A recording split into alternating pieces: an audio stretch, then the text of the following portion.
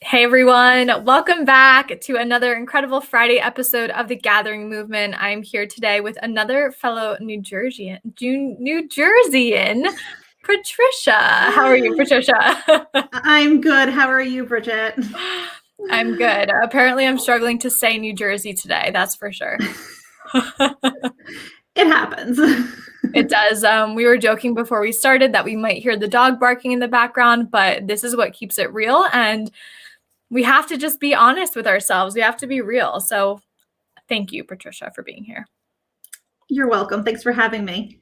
So we know each other from a few different places. We are both Kundalini yogis, Kundalini yoga teachers.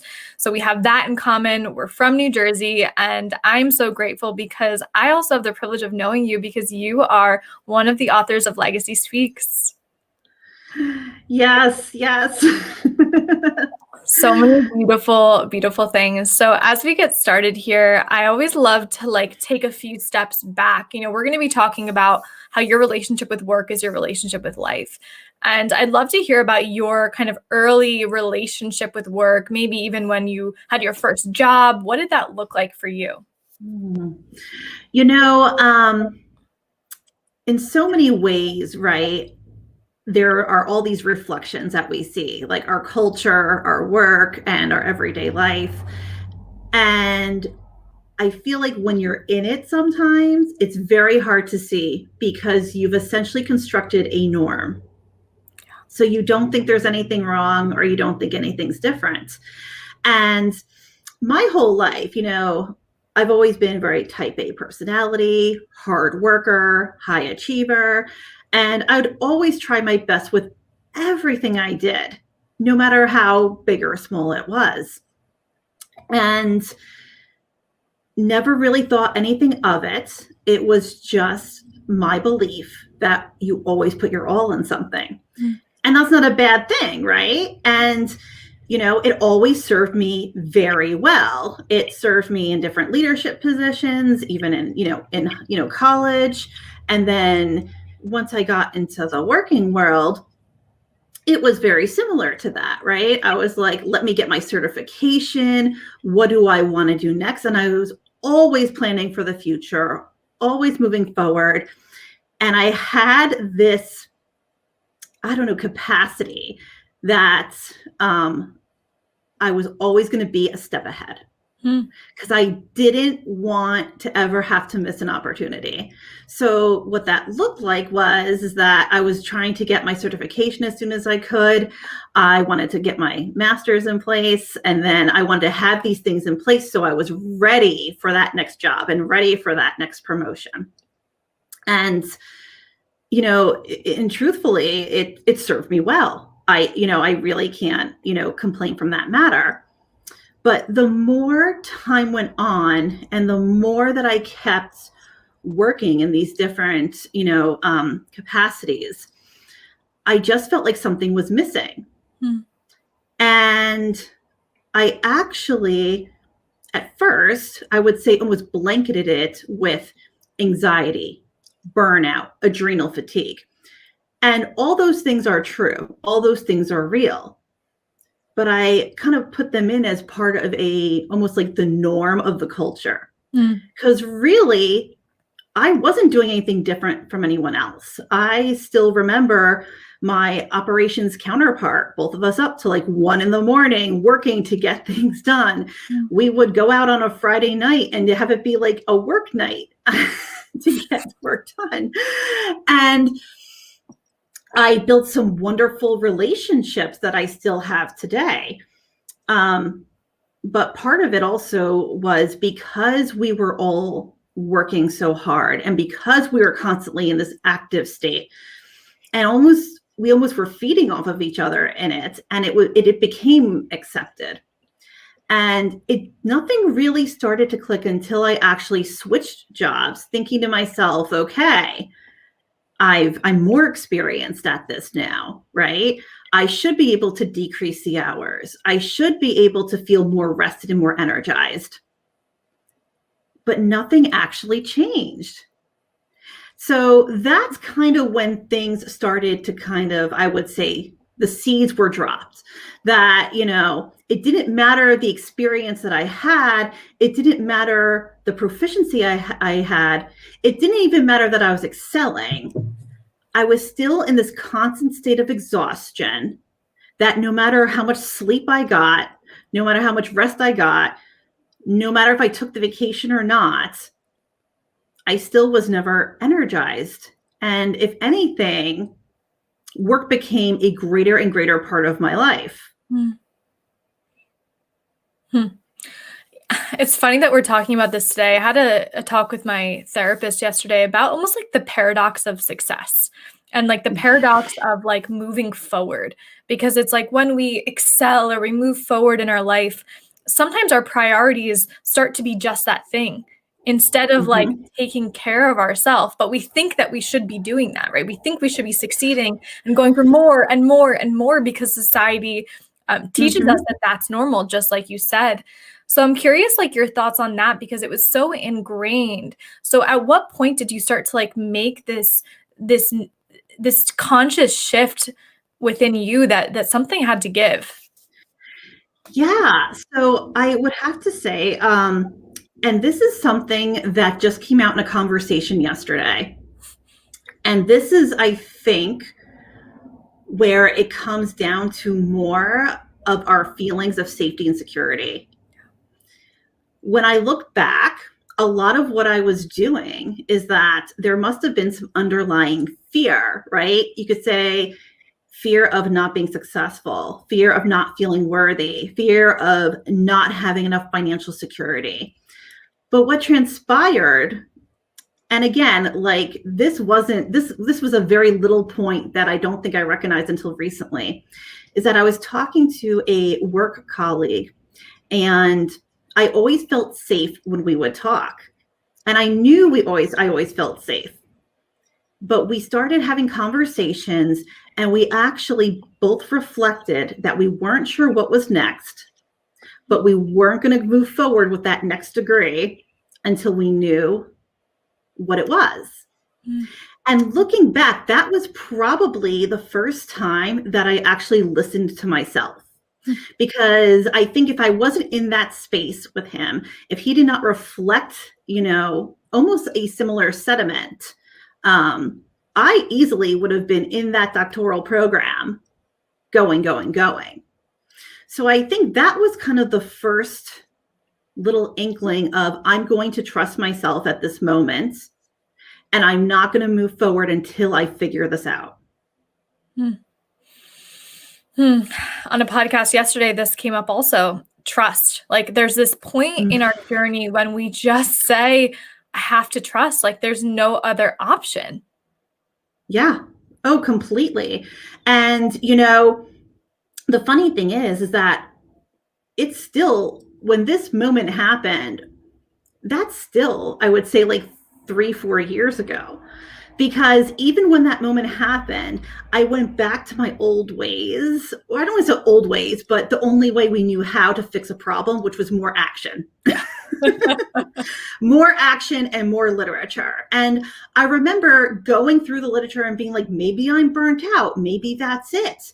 And, the only tangible item I remember seeing at the time was, mentor others and feel like what you're doing is of value. And I remember reading that and being like, I already do that. And I know there's a value. So that's not it. What else could it be?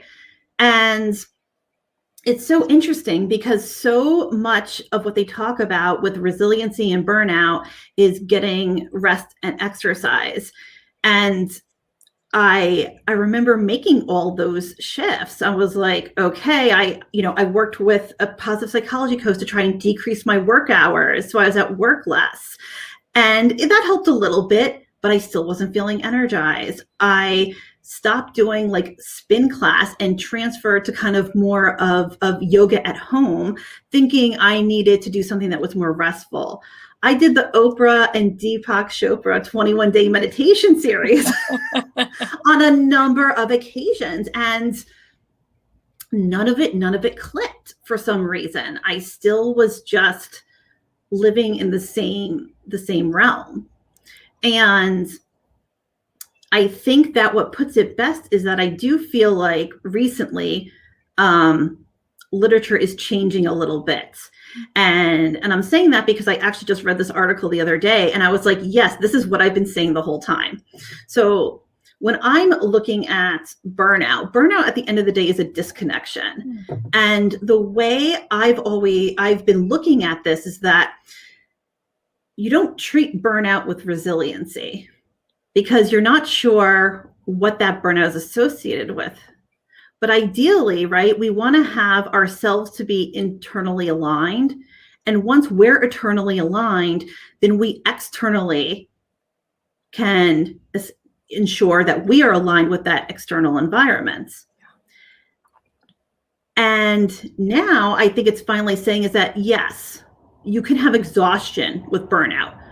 Maybe you do just need a vacation. Maybe you do just need actual like rest and rejuvenation. But the other piece is that you also could be having a disconnection with the social relationships that could be at work, as well as it could be a disconnection with yourself. And for me, this is really where Kundalini yoga greatly impacted my life because those practices help build your resiliency by reprogramming and recalibrating your nervous system, your glandular system, and at the same time, repatterning, especially with that breath work, your brain and your mind. So for the first time, I actually shifted from the state where I was constantly in the stress state.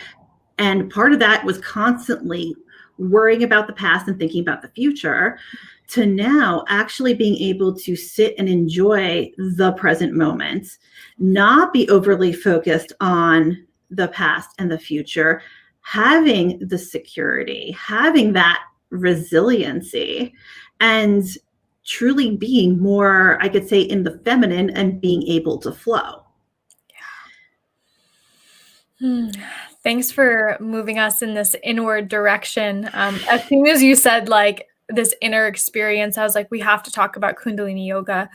And you described it so beautifully. How did Kundalini yoga find you? Like, where did you begin to find your practice?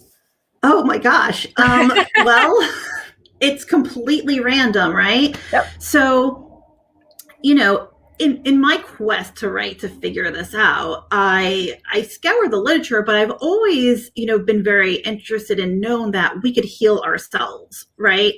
I just never knew exactly what that looked like, and I maybe didn't really understand how.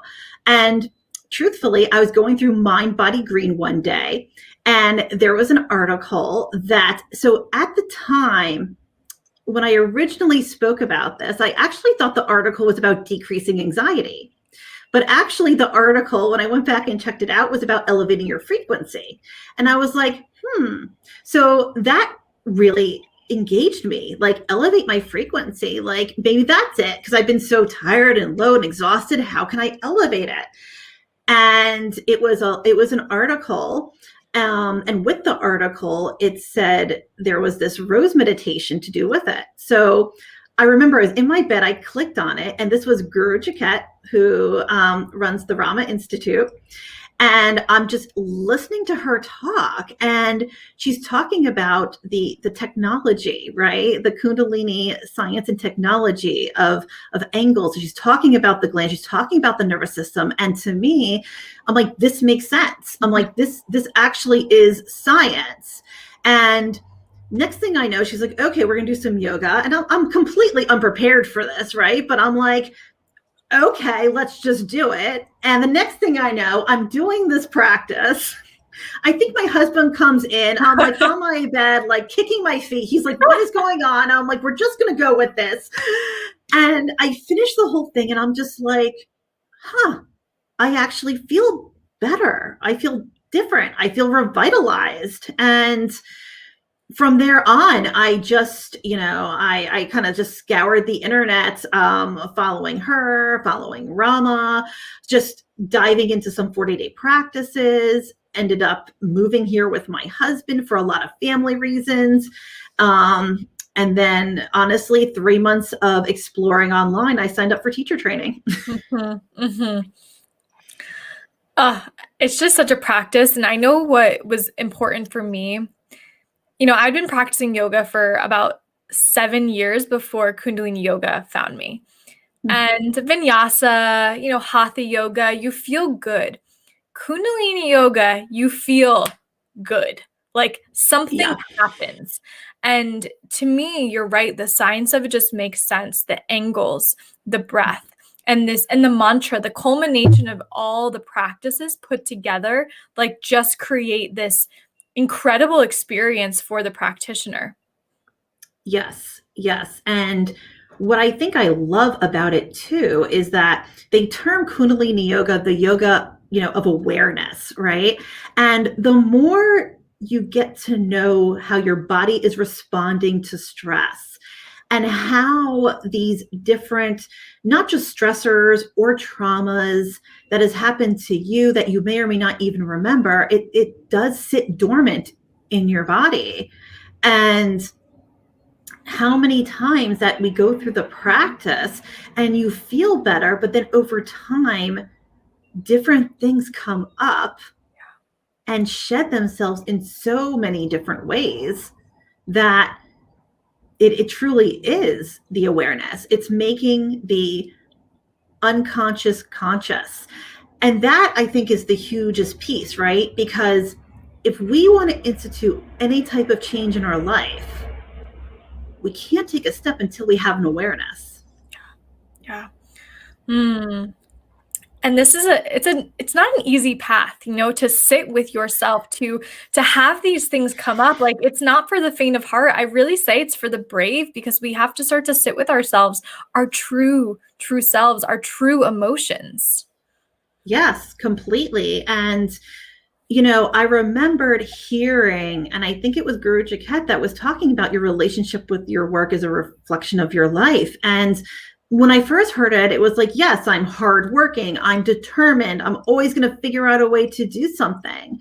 But the more I actually did the practice, it was like, no, it was more of my identity was in my work. My self-worth was in my work.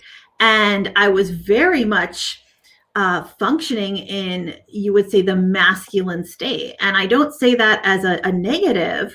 I was saying that as, the masculine energy, it's clear, it's direct, it gives a lot of structure, it's very action oriented. And that's really, it's wonderful, right? It's, it gets stuff done. But I was so far into that energy that I wanted to feel relaxed. I wanted to have a life in flow. I couldn't get there because I forgot how to kind of function in that feminine energy. And I forgot how to bring myself to that. So I think that when you're in these constructs that are very heavy, into the structure and the masculine, which is very helpful. But when you're living in that, and we are living in a world that's very action oriented and doesn't honor rest and doesn't really honor doing things differently and doesn't necessarily honor the creativity and the ability just to sit, that doesn't recognize that you can make forward progress without having to institute a physical action, that you can solve a problem another way other than thinking it through. Yeah. Because we're very much into overthinking. Mm-hmm. Yeah. And I'm curious your opinion on this, but I do feel in some way, shape, or form like the school system does teach us this, right? It teaches us to think our way out of things, to figure it out, not to like take a step back and allow some kind of other answer to come towards us. Do you have any opinion on that? Ooh. I have to say, my opinion would be, I think I agree with that, right? And when you think about it, what does the school system really recognize? It's the extroverts, right? That are putting themselves out there. They're, the people who are they want to see how you're thinking through a problem and, want to know your critical thinking. And all that is true and all that is helpful and all that is right. But I think when we have all these different constructs that are all heavily focused on to one side of the plane, we have an imbalance. Mm. And, I think that when there's an imbalance, you can only function for so long until you get yourself depleted. Yeah, and now this is where people like you come in and start to teach us that there is another way, and it's not that what you've learned is wrong, it's just there's more. Yes, exactly. At what point, you had this awareness of, okay, I'm feeling fatigued, I'm feeling burned out, I'm feeling exhausted at my job, finds Kundalini yoga, starts to realize and become aware of yourself. When do you really feel like your relationship with work shifted in a way that it started to impact your life? Oof. Well, I think in a lot of ways, the work was impacting my life from the very beginning. Um, I think, though, I just was so heavily focused in the work and I was succeeding in the work that everything else was just kind of put on the back burner. Mm. But what really shifted is that the more that I was into doing Kundalini, the more I was seeing these work environments, the more that I couldn't connect with them anymore. And I knew that this wasn't the right place for me because it was really not in alignment with myself and where I really wanted to go. But the beauty, I think, in all of it really is that even though my relationship with that particular work shifted, my relationship, I think, at home with my husband and my other relationships flourished because I was actually now essentially like creating more balance and more space my whole entire life. Yeah. Does your husband practice Kundalini yoga with you? I'm always so curious if the partners join. Okay, so truth be told, every year on our anniversary, we sit down and we kind of say what we want for each other. And so 2 years ago, I think it was it was 2 years ago, I told him, I said, my goal is I want you to do one Kundalini yoga practice with me. So let me tell you, he literally waited to the last minute. And I mean, listen, COVID hit. And I literally said to him, I said, listen, I said, half this year was gone. You, at this point, to complete the requirements, it's an online class anyway. I was like, so you don't even have to go to a studio and be embarrassed, right? So of course, it was literally like it was literally like, I think it was the day before our anniversary, right? That's so funny. And he did the class with me, and it was with one of my teacher trainers, actually, Suri Satz. And it was a very difficult class. And he finished it, and he was like, okay. So first of all, he always tells me that he thinks, you don't do enough in yoga, that you need to do a lot more cardio. And I'm like, listen, there's really, I'm doing more than Savasana. I know that's all you see, but there's more. So let me tell you, it was he finished that practice and he was like, oh my God. He goes, okay, it's a lot harder than I thought it was. He was like, I partly feel like I could die, but I partly really enjoyed it. Yeah. So with that said, about 6 months later, and this was maybe about 2 months ago, he was like, I think I want to do a practice with you again. And I was like, okay. So we actually did one online. Actually, it was Jay Dev. We did one of his from his series. And he was like, it was half difficult and half better. He did a good job. And since then, we are actually doing their Love 2.0 series. And part of that is really a daily meditation. So we're on week 4 of doing a daily meditation together. Oh, so special. I love that. And, it's funny. My husband always says you can't be a preacher in your own house, right? Like you can't force someone into doing it. But when they choose it as their idea, then it's beautiful. I'm so happy for you guys. That's amazing. So back to our topic of burnout, because I could talk about like, okay, what do you do for fun on Saturdays? What are some of the signs that you think someone should notice that accompany burnout? Like, what should they expect?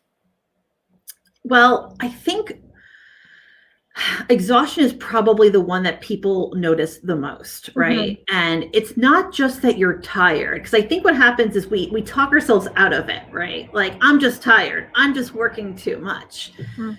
But if you feel like you're not actually rested, Mm. like getting in, and you feel like you're sleeping but you're still not rested, that could be a good sign that, you know, you do have the exhaustion part of burnout, or, you know, you could be hitting to adrenal fatigue. You know, that can be, you know, definitely part of it. When you're really starting to get to the piece of the burnout, that's really where you start to notice your disconnection, either with yourself or with the work. And you actually may not be able to know the difference at first.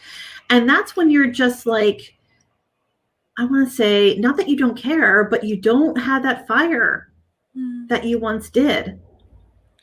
Yeah. And these are those, sometimes it's very subtle. You don't just like wake up and you say, I'm in burnout, right? And I also think a lot of times we use these words to kind of like check the box. So we've like diagnosed ourselves. Do you know what I mean? Like, I have anxiety, I have adrenal fatigue, I have burnout.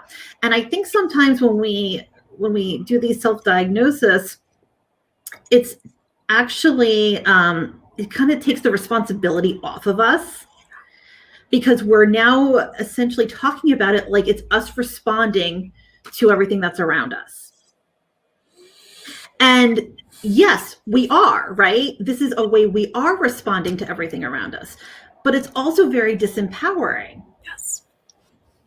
So I think this is when people get to the place of, okay, I need a better job, I need a different schedule, you know, I just need COVID to be over, I need this, this, and this, and then everything's going to be okay.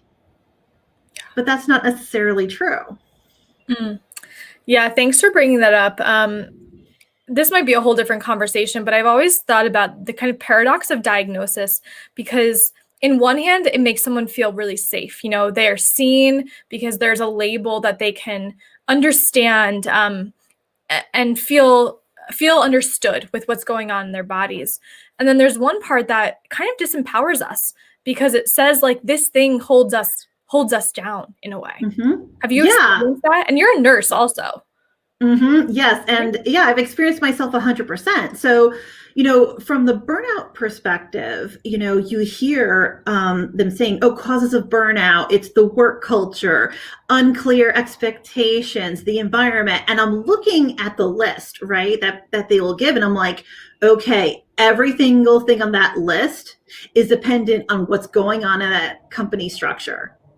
And I'm like, that is utterly disempowering completely. And then the one little thing is, oh, mindfulness. And it's like, right. Okay. And now in this whole list, I'm supposed to muster this up somehow. Yeah. But personally, you know, I had anxiety my whole entire life. And you know, it wasn't an official like diagnosis, but I was always overthinking. I was always planning ahead. I was always, you know, worried about the past, you know, and that manifested itself in many different ways throughout my life. How it manifested in high school was very different from how it manifested in college and how it manifested in my adulthood. But what I guess when we talk about the label and the diagnosis is that, you know, I always said, oh, I have anxiety, but I still distinctly remember saying to myself, I have anxiety and I need to figure out how to manage it. Mm. And that's very disempowering, because it like absolved me of being able to take my own control, my own power to actually do something with it, because I really placed it as it's something that was part of me. It was like, I have curly hair and I have brown eyes. I have anxiety. It's just there. Mm-hmm. And just like you have to learn how to manage the hair, you just got to learn how to manage the anxiety. And that's how I was treating it. But, and that was the other big piece, is that, you know, after doing kundalini yoga, I remember one day I'm like, the anxiety's gone. And I think that was another really big point where it's like, okay, we actually are a lot more powerful than we're taught. We're a lot more powerful than we think. We're a lot more powerful than we believe. You know, we actually do have the capability of changing ourselves on the inside, and that can change our relationship with the things around us on the outside. And that thing around us could be, it could be the diagnosis, it could be the work, it could be the relationship with your husband or your wife. It even could be your relationship with food. I have a client that our last time working together is going to be this Saturday. One of her goals was to lose weight. I am not a weight loss coach at all, not in any construct, right? However, we started with some practices, and we were able to incorporate these into her daily life, and that the weight came off pretty naturally and almost easily because she was changing her body chemistry on the inside. So her relationship with the food changed on the outside. I always find this fascinating. And I've read this in many, many books and experiences in my own life, right? When the example could be someone who wants to quit smoking. And they're like, I must quit smoking. I must quit smoking. I must quit smoking. I must stop. That energy holds us back in some way. But instead, if you were to start to focus on the things that you really enjoy doing, the things that bring you happiness, the things that make you feel good on the inside, many people will say that habit just kind of, drifts away, right? Mm-hmm. So it really, what we focus on grows. So if we focus on that, we must stop something, that energy is like a force instead of a building of something else. Completely true. So I also, because I really love, we say the word addiction, right? Everyone's thinking smoking, alcohol, drugs, but really addictions are habits, and our whole life is comprised of habits. And your brain doesn't know if you're smoking 10 packs of cigarettes a day or running 10 miles a day. Your brain doesn't know the difference. It just knows it's a habit, and it likes that it's efficient. And if it's efficient, it doesn't have to use energy. So for us to actually make those shifts, we really do need to partly do things that we enjoy, but also set up an environment that we can keep this consistency in, because I think the consistency is the biggest piece of it. So on top of that, I'm doing some work with Super Health on addictions and habits. And in a piece of that work, and what I love about this is that, actually, let me say this one part first. What came up for me at one point is what I realized is I was feeding my anxiety. The perfectionism, the workaholism, the having to be 10 steps ahead, having to have control every part of my life. I felt that I was feeding my anxiety. And then I think what really confirmed this as well is that when I'm taking this course, it actually said, as an example, was depression and anxiety, right? So the right hemisphere is imbalanced in our brain if you're experiencing depression or anxiety. So if depression, the more that you kind of stay withered away, and anxiety, the more that you feed your anxiety. And for me, it was being fed by control. The larger your right hemisphere is becoming. And hear that, because it wasn't that I needed the confirmation. I loved knowing that my internal intuition was validated actually with science. And we don't need to always wait for that literature. We don't need to wait for the data. Yes, literature is great. Science is great. I was a research coordinator for many years. I highly value it, but this is a construct that can only be tested, right, with certain things and certain variables in certain times. And what we're forgetting is that we are the ones that know our bodies the best. We are the ones that know ourselves the best. And I truly believe the more that we can learn to trust ourselves and listen to ourselves, the things that we come with and we go with, we can live in a flow and with that balance. I could not agree more. Absolutely. We all have this internal compass that's always been there. And I think people like you and I are helping others turn this on and remember that there are answers within, for sure. Right. Mm-hmm. So you and I and 24 other women are producing this book called Legacy Speaks. So I want to talk a little bit about what's coming up for you. I'd love for you to share a little bit about your chapter and what you wrote about and how that relates to your upcoming program and everything exciting that you have going on in your life. Oh, sure. So yes, Legacy Speaks is coming out May 7th. Super excited to read everyone's chapters. And, my chapter is literally about my transformation with my relationship of learning to trust myself and just going through this whole process. And I think that one of the things I actually say in that chapter is that I'm at this point of transition right now, which is exactly where I was back in like 2012. But now I'm experiencing it in a whole new different way and enjoying that place. But how this all really relates is that, I do have a group program that we're going to start in the beginning of June.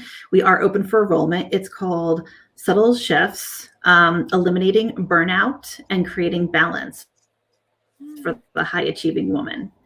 And this program was pretty much created. It was created because it's essentially what I did myself to help move myself through. Because I looked back I'm like, oh my gosh, like I'm feeling now how I wish I felt then. So I'm like, how can I put something together, right, to help us move through? So I'm super excited for this course to start. I really think we're going to have such a high impact. So if anyone who is stressed or filled with overwhelm, and at the same time, you want to be able to communicate and create healthy boundaries, and you want to do this in a group of women because you are not alone. We are in this together and we need to be here and support each other. Please, you can either check out my website, resiliencyreframed.com, or also on Instagram under Resiliency Reframed, send me a direct message. Regardless, if you're on the fence and you want to know more, we're actually going to be doing a free Beat the Burnout Challenge next week, Monday, Tuesday, Wednesday in my Facebook group. And, I think that, again, if you want a little more information, this is great for you to participate in. This is not the mindfulness class that they have at work for you to sit there and you go take and you learn how to like take some breathing. This is not that at all. Like when I'm saying beat the burnout, we're going really deep. We are looking at burnout from a whole nother perspective. And, if you're ready to do the work and you want to be empowered to make these shifts in your life that will have a massive impact, please, you can join us in the Bodyful Collective Facebook group. It sounds magnificent. And as you're saying this, I'm the visionary, I'm the dreamer. What would the world look like if more high achieving women who were successful, in their careers, like did all the things, if they started to really deepen their relationship with themselves, how would they change and how would maybe the future of work change? Massive. Yeah. Don't you think? It would be massive. Absolutely. I see your husband in the background just smiling. I think he just got home. He was teaching a course today too. I love it. This is the fun part about working from our homes. Like everyone's here. Everyone's here. Yeah, I think the shift would be massive. One thing I've always thought about is why the heck do we have 40-hour weeks? Like who came up with that? Yes. Where did that come from? Do you know? Right. I actually don't know. And it's really interesting too, because when you think about it, I have a friend of mine who's living in Spain right now. And, they're very big on the siesta. Yeah. They don't start work till like 9, they're taking a break at like 2. Yeah, I've always thought that was so interesting too, because when I did my yoga teacher training in Ibiza, I was the only American. So everyone was European. And they would talk about their 5 to 6 weeks of paid vacation per year from their jobs. And I'm just sitting there going, oh my God, I think I got 15 days of vacation. Right. That doesn't show you that our culture is focused on like output and like pushing it. I mean, what else would, right? Like that's wild. Well, and not only that, right? I remember having the vacation time, but never taking it. Yes. Because if I took this vacation, I'm going to have all this work to come back to. Yes. Yes. And then there's a sense of guilt if you take it. Totally. There's totally a sense of guilt. And especially, like, I think when you have these female dominated professions, right? Because I think at the core, we do want to help each other and we do want to support each other. But we put everyone else in front almost to our own fall. So we don't want to take the vacation because the unit's going to be short, or we don't want to take this long vacation because not only am I going to have all this work, but you're already drowning, and then if you have to cover for me, you're going to have this on top of it. That goes into a deeper structural, systematic, Yes. issue, right? Well, yes. So what are your, what's your big dream for yourself and the women that you get to work with? I think that one of the things I've always loved in my jobs, right, is helping others grow and expand. And it was my favorite thing to do. Like, as a manager, I loved having my employees either advance up the ladder or shift to another position and, find what they felt was the best fit and see them succeed.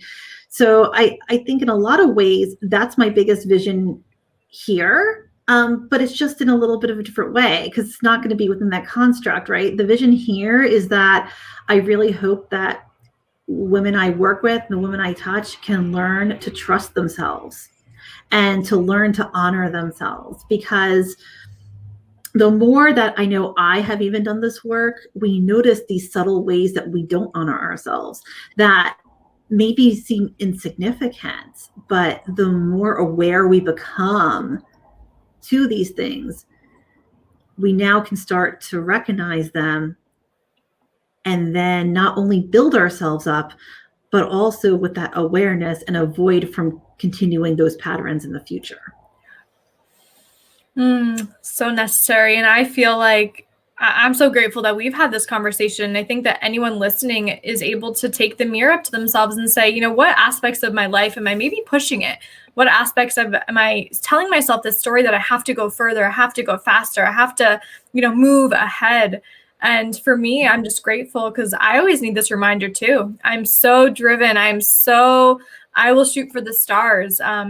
But just the reminder of taking some time. So I'm very grateful for this conversation. And I'd love for you to share how people can find you, how they can connect with you if they're just tuning in. Oh, sure. So if you're just tuning in, on Instagram, I'm under Resiliency Reframed, and please feel free to send me a private message. I'm more than happy to chat. I am on Facebook as well. My Facebook group is the Bodyful Collective. So please, that's where we're going to be having our free challenge next week. But most importantly, my website is resiliencyreframed.com. So you can also contact me through email there as well. Great. Amazing. Well, thank you so much, Patricia. I'm so grateful. And everyone stay tuned. Legacy Speaks is coming out May 7th. Patricia is one of the incredible authors of this book, and she shares her story about burnout, her story about her returning to herself in this book. So thank you, Patricia, and thank you everyone for supporting our show and this mission. Have a beautiful day. Thank you.